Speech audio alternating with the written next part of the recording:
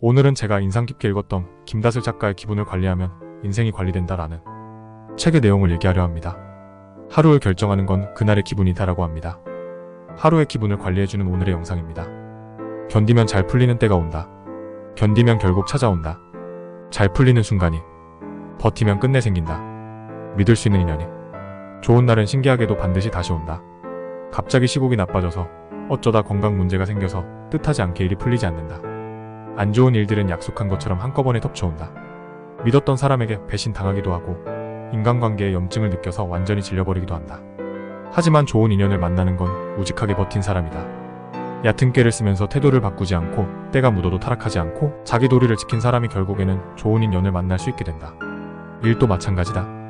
당장 잘 풀리지 않아도 어떻게든 견디면서 그 자리에 주저앉지 않고 계속해서 방법을 찾고 이런저런 시도를 해보며 끝내 작은 실마리를 찾아낼 수 있게 된다. 그리고 그 기점으로 일이 점점 풀리기 시작한다. 그렇게 한번 방법을 알면 갈수록 잘 풀리게 된다. 그동안 고생한 시간은 그렇게 보상받는다. 견디고 버텨낸 시간 끝엔 틀림없이 행복하고 밝은 미래가 기다리고 있다. 동트기 직전 새벽이 가장 어둡다. 어둠이 모든 것을 영원토록 삼키려 들지만 해가 뜨는 것을 결코 막을 수 없듯 떠오르는 희망은 누구도 막을 수 없다. 인생이 잘 풀리는 순서는 하나, 감당하기 힘든 시련이 계속 생긴다. 돈 문제, 사람 문제, 건강 문제, 가족 문제. 살면서 겪을 수 있는 가장 심각한 문제들이 연달아 터진다. 하나만 터져도 감당하기 어려운 일이 계속해서 겹치는 시련을 겪게 된다. 둘, 삶의 회의를 느낀다. 무엇 하나 이룬 것 없이 모아둔 재산도 없이 지금껏 이러고 살아온 것에 회의감이 물밀듯이 밀려온다. 좌절과 후회를 동반하여 숨도 못 쉴 정도로 깊이 잠긴다. 셋, 인간관계가 싹 정리된다. 일스나 많아 한 사람부터 아주 가까운 사람까지 한 번에 정리된다. 몹시 힘들 때라 도움이 절실한데 곁에 끝까지 남는 건 몇 사람 없기 때문이다. 나머진 연락조차 끊게 된다. 넷, 포기와 도전을 고민한다. 모든 것을 놓아버리고 싶은 마음과 뭐든 하면서 일단 살고 봐야겠다는 마음이 하루에도 몇 번씩 왔다 갔다 한다. 자아분열 수준이다. 이대로는 안 되겠다 싶어서 일어선다. 결국 새로운 도전을 결심한다.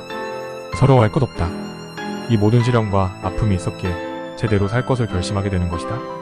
그 덕에 거품 같은 인간관계도 싹 꺼지고 알맹이만 남게 됐다. 진정으로 나와 삶과 주변을 돌아보게 되었다. 그랬기에 예전보다 더 나은 사람이 될 수 있었고 새롭게 나아갈 수 있는 것이다. 인생이 서서히 망가지는 게으름 루틴. 온종일 누워서 폰만 본다. 해야 할 일을 잔뜩 쌓아둔다. 운동, 청소 등을 끝까지 미룬다. 씻고 먹는 것도 귀찮다. 해야지 생각만 한다.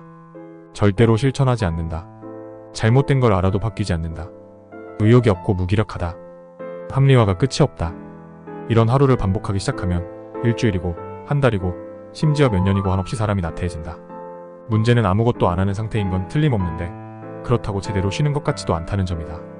한껏 게으르게 퍼질러 있으면서도 머릿속엔 해야 할 것들이 맴돌고 해야지 하면서 버거운 부담과 미래에 대한 불안감으로 가득하다. 차라리 마음 편히 푹 쉬고 상쾌한 몸과 마음으로 하루를 맞이하며 새 출발하면 좋을 텐데 그도 아니다. 이런 퇴행적 상태를 벗어나려면 아주 작은 것부터 시작해야 한다. 오늘 양치 3번, 팔굽혀펴기 3개. 이렇듯 어린아이도 쉽게 하는 작은 실천부터 말이다.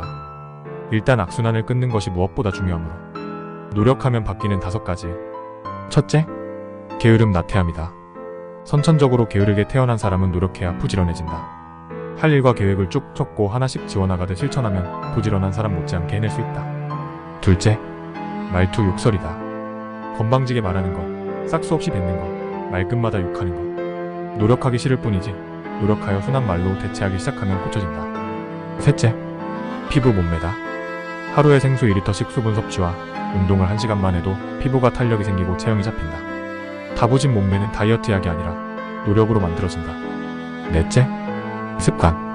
폭식하는 습관, 밀가루만 먹는 습관, 먹고 눕는 습관, 담배 피우는 습관 등 아예 끊는 건 못해도 노력으로 줄이는 건 가능하다. 줄이면 줄일수록 건강해진다.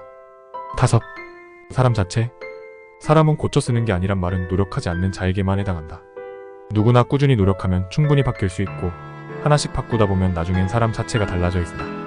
가장 많이 하면서 동시에 가장 하기 싫은 게 노력이다. 지독히도 싫지만 노력하지 않으면 이루어지지 않는다. 앞서간 사람이 환경부터 바꾸는 이유. 첫째, 끼리끼리 놀기 때문에. 모여서 술 마시고 신세 한탄을 늘어놓고 누가 더 불행한지 경쟁이나 하는 사람은 주위에도 그런 친구밖에 없다. 잘 나가는 사람이 그런 사람과 어울릴 리는 없기 때문이다. 매일 똑같은 수준의 사람끼리 뭉쳐서 또 험담, 뒷말이나 하고 남 탓하기 바쁘다. 어릴 때부터 가까웠던 뭐든 아무런 발전도 생산도 없는 집단이라면 하루빨리 벗어나야 한다. 둘째, 공간에도 영향을 받기에 좋은 공간은 좋은 사람이 될 수 있게끔 영향을 끼친다. 오션뷰, 한강뷰의 고급 호텔에서 시작하는 하루는 기분은 다르다. 기분이 좋으면 일상생활과 태도에 영향을 줄 수밖에 없다. 평소에도 예를 갖추지만 최고급 레스토랑에 가면 깍듯한 직원의 90도 인사와 서비스에 자기도 모르게 더욱 매너를 신경 쓰게 된다. 고급스러운 잠옷을 입으면 왠지 행동도 우아하게 해야 할 것 같은 기분처럼 사람은 주변 환경에 쉽게 영향을 받는다. 앞서간 사람은 이 점을 깊이 이해하고 있다. 그렇기에 더더욱 사회 각 분야 명사의 강연을 찾아 듣고 책을 읽으며 자신의 환경을 바꾼다. 그들처럼 성공한 사람의 태도와 마인드를 배운다.